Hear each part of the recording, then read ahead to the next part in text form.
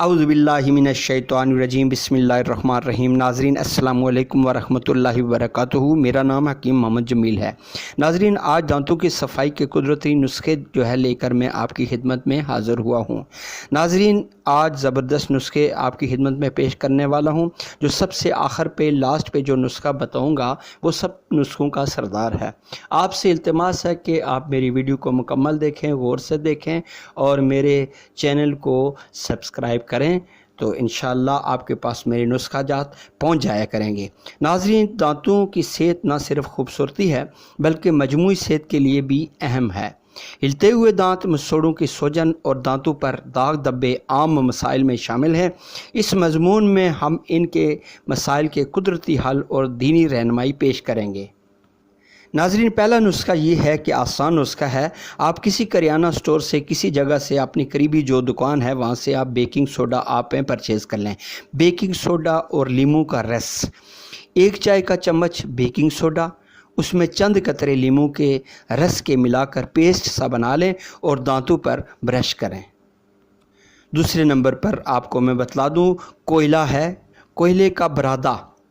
कोयला जो है उसका बरादा दांतों पर रगड़ने से दाग धब्बे दूर हो जाते हैं। तीसरे नंबर पर माल्टे का छिलका है। माल्टे के छिलके का सफ़ेद हिस्सा दांतों पर आप रगड़ेंगे, ये कुदरती सफाई का काम करता है। चौथे नंबर पर सेब का सिरका है। 1 चाय का चम्मच सेब के सिरके से दांतों पर ब्रश करें, ये दागों को साफ़ करता है।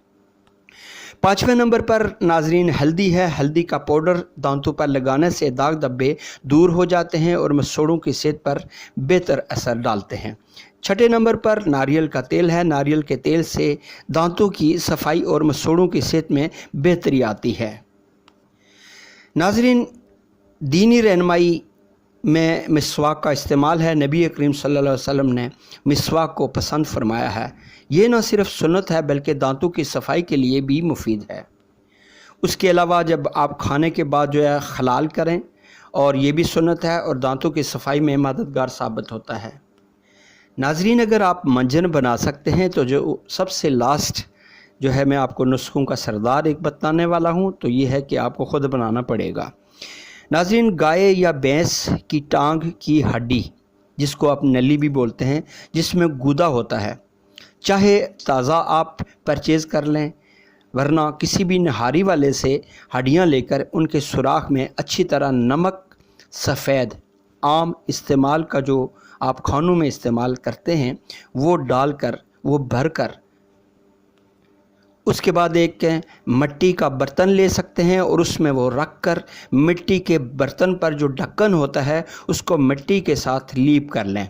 जब वो सूख जाए तो वो क्या करें कि वो किसी आग में डालकर वो हड्डी जलाएं। वो हड्डी को आप तपाएंगे, गर्म करेंगे तो जो अंदर हड्डी होगी वो बरादा बन जाएगा।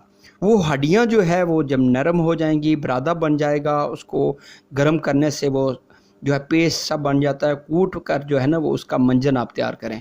नाज़रीन, वो ज़बरदस्त चीज़ है हड्डियों के लिए, हड्डियों की ताकत के लिए। दांत भी एक हड्डी नुमा चीज़ होती है, इसको ताकत देता है। हिलते हुए दांत जो है वो आपके सही हो जाएंगे, चमकदार होंगे, ताकत पैदा होगी। तो ये ज़रूर आप आजमाएं।